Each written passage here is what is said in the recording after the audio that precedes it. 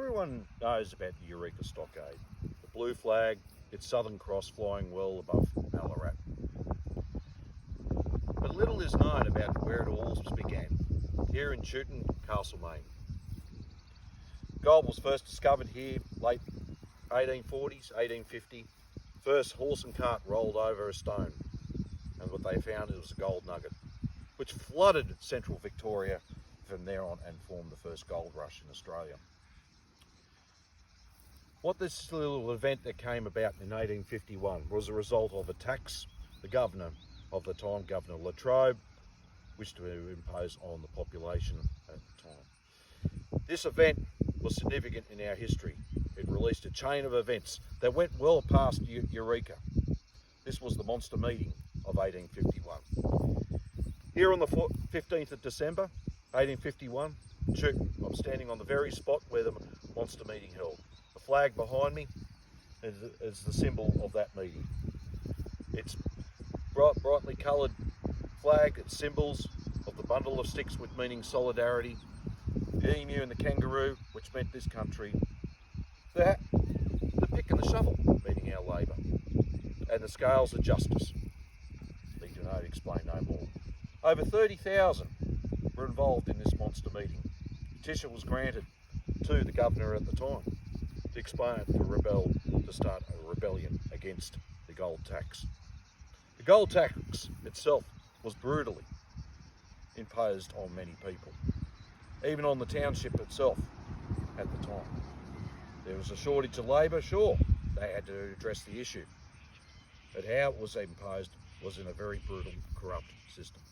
Not only did the diggers have to pay the government directly, or the gold commissioner, but the police as well. When this said it was a series of events that started, it flowed on to Bendigo 2 years' time from there, on 27th of August, 1853, with the Red Ribbon Rebellion, when all of Bendigo was up in arms.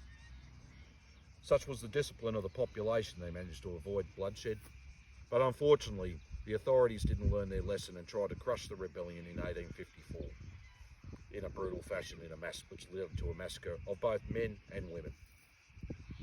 Their bodies lay in Ballarat Cemetery to this day, not far from where the Eureka Stockade took place.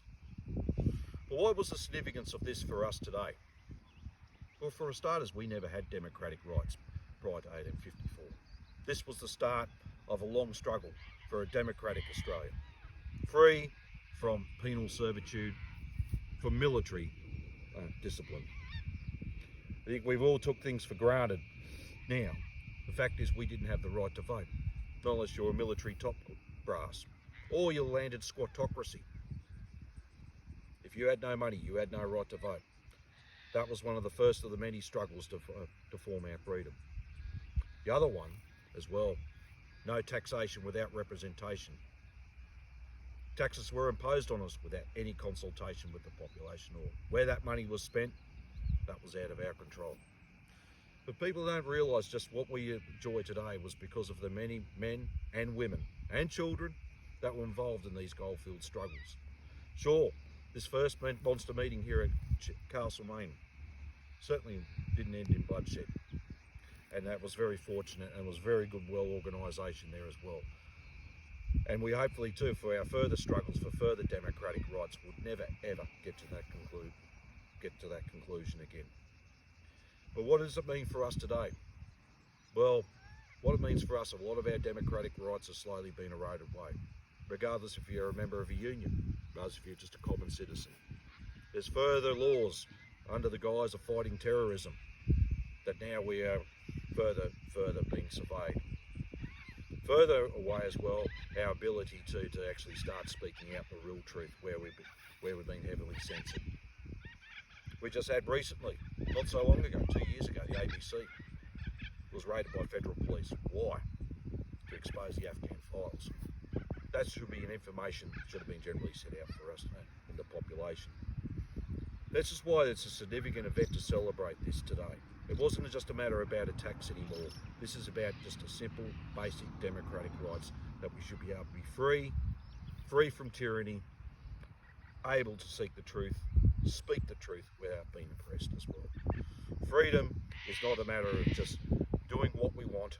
It is about the ability to get up and speak the truth, speak the facts, represent ourselves in Parliament, and enjoy just some of the basics lives that we provide as well. We've been very fortunate to date so far that we have never suffered any brutal crackdown ever since 1854. But this, as I said, it hasn't finished yet. Our struggle hasn't finished yet. We've still got a long way to go for Australia to this day. Understand as well, we're still under foreign policy, under US foreign policy. As soon as the US goes onto the attack, we follow suit. And I think that's a damn tragedy for Australia, such that we cannot form our own independent course. And this is also the big struggle now for Australia. Our fight to form our own destiny and to fight for a new Australia, to build a new Australia, where we mobilise the population to deal with climate, to deal with pandemics, but also to rebuild a new Australia that is a genuine democratic nation, that is everyone is most welcome here under the Southern Cross. Thank you.